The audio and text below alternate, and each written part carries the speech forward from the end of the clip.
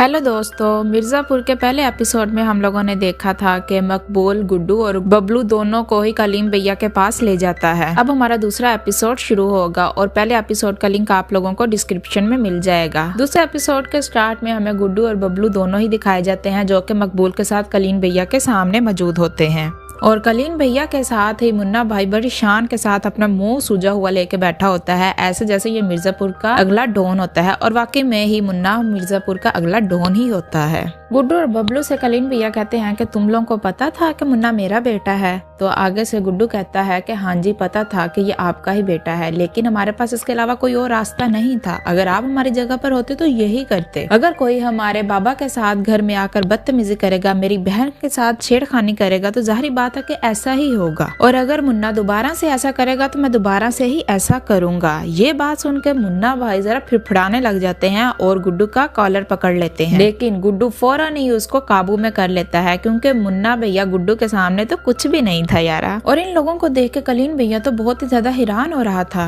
क्योंकि वो इतनी दलेरी से बात कर रहा था कि उसके अंदर जरा भी डर और खौफ महसूस नहीं हो रहा था। ये दलेरी देखकर कलीम भैया गुड्डू को अपनी टीम ज्वाइन करने का कहते हैं। वो कहते हैं कि मेरे साथ आओ और काम करो और नोट छापो जितना भी दिल चाहे। कहाँ पर तुम जॉब करोगे और लोगों की गुलामी करोगे, बेहतर है कि तुम मेरे साथ काम करो और अपनी मनमर्जी से जिंदगी जियो। ये ऑफर सुनकर मुन्ना भैया को तो जोश ही आ जाता है और वो बहुत ही ज्यादा गुस्से में होता है कि जिन लोगों ने मेरे साथ इतना गलत किया, पापा उन्हीं को ही अपनी टीम ज्वाइन करवाना चाहते हैं। तभी कलीम भैया उनको 5 मिनट देते हैं कि तुम लोगों के पास 5 मिनट है, तुम लोग सोचकर मुझे जवाब दे सकते हो। दूसरी तरफ हमें रमाकांत दिखाया जाता है जो कि गुड्डू और बबलू की वजह से बहुत ज्यादा परेशान होता है। वो कहता है कि 2 घंटे हो गए हैं और अभी तक दोनों का ना कोई फोन आया और ना ही दोनों वो वापस आए हैं। इसलिए वो अपनी बाइक स्टार्ट करने लगता है और उनके पीछे जाने लगता है, लेकिन तभी उसकी बीवी वसुधा आ जाती है और वो कहती है कि आप कहाँ पर जा रहे हैं, आप कहीं नहीं जा सकते। और उसकी बेटी चाबी लेकर वहाँ से चली जाती है और कहती है कि बाबा आप कहीं नहीं जा सकते, वो दोनों वापस आ जाएंगे। दूसरी तरफ हमें गुड्डू और बबलू दोनों को दिखाया जाता है जो कि दोनों ही परेशान बैठे होते हैं कि ये ऑफर कबूल करें या ना करें, क्योंकि अगर ना करते हैं फिर भी रिस्क है, अगर हाँ करते हैं फिर भी रिस्क है। लेकिन गुड्डू शुरू से ही शहाना जिंदगी जीना चाहता था, इसलिए वो बबलू को कहता है कि कब तक हम गरीबी में ही सड़ेंगे, क्यों ना हम इनकी टीम को ज्वाइन करते हैं और नोट छापते हैं, कब तक हम लोग ऐसे ही जिंदगी गुजारेंगे।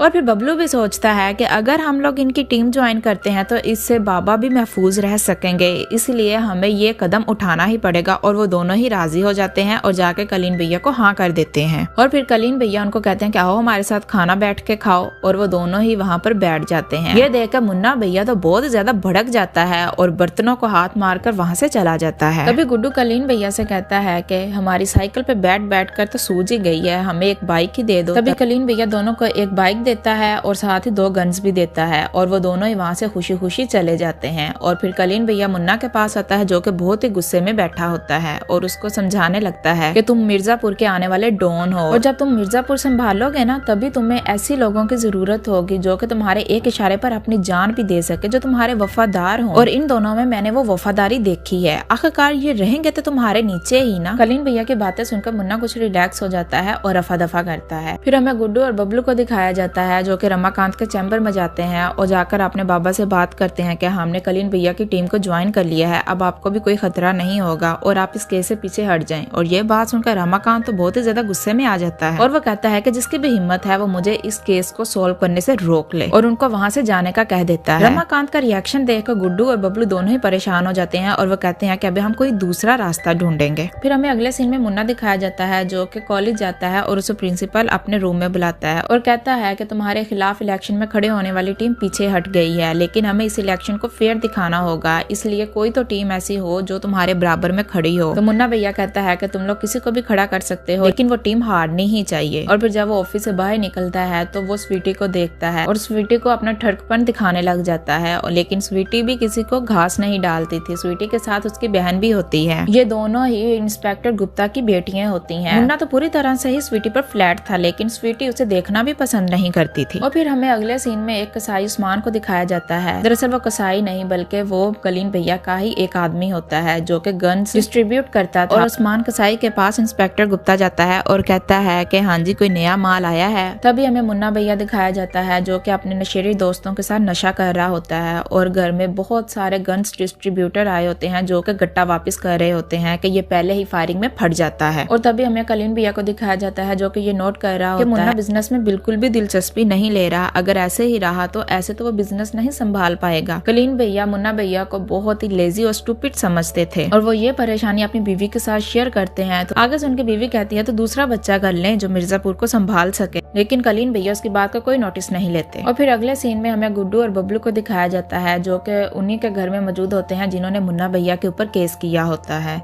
और उनको वो डराते भी हैं कि ये केस तुम लोग वापस ले लो, पैसों की भी ऑफर करते हैं, लेकिन वो लोग पीछे हटने के लिए तैयार नहीं होते। तब भी गुड्डू को गुस्सा आ जाता है और वो इन दोनों में से एक आदमी को नीचे लटका के रखता है और तब तक लटका के रखता है जब तक वो केस वापस लेने के लिए मान नहीं जाते। और फिर हमें मुन्ना भैया को दिखाया जाता है जो कि एक लड़की के साथ सेक्स कर रहा होता है और बहुत ही बिजी खुद को दिखा रहा होता है। और फिर सीन शिफ्ट होता है और हमें रंती शक्कर और उसके बेटे शरद को दिखाया जाता है और इन दोनों ने एक आदमी को पकड़ रखा होता है। और वहाँ पर रंती शक्कर कहता है हम तो मिर्जापुर का कब्जा करने का प्लान बना रहे हैं और तुम हमारे ही खिलाफ काम कर रहे हो। दूसरी तरफ हमें मुन्ना को दिखाया जाता है और उस पर एक आदमी हमला करने के लिए जा रहा होता है और वो आदमी मुन्ना भैया पर बहुत सारी गोलियां बरसा रहा था, लेकिन वो सारी गोलियां उसके बिस्तर पर लग रही थी क्योंकि मुन्ना भैया एक साइड पे था और वो इसी बात का फायदा उठाकर उस आदमी को मार देता है और ये आदमी रंती शक्कर ने ही भेजा होता है। और दूसरी तरफ कलीम भैया बहुत ही ज्यादा परेशान थे कि मुन्ना अभी तक घर क्यों नहीं आया, तो वो रंती शक्कर को कॉल करता है और कहता है कि तुमने मुन्ना के साथ कुछ किया तो नहीं है। आगे से रंती शक्कर कहता है कि मेरी मजाल कि अगर मैं तुम्हारे बेटे के साथ कुछ करूं, लेकिन ये कलीम भैया का एक नया दुश्मन पैदा हो चुका था। और इसी के साथ इस एपिसोड का एंड हो जाता है। आई होप कि आप लोगों को ये एपिसोड बहुत ही ज्यादा अच्छा लगा होगा। अगर अच्छा लगा तो प्लीज लाइक जरूर कीजिएगा। मिलते हैं नेक्स्ट एपिसोड में। Thanks for watching.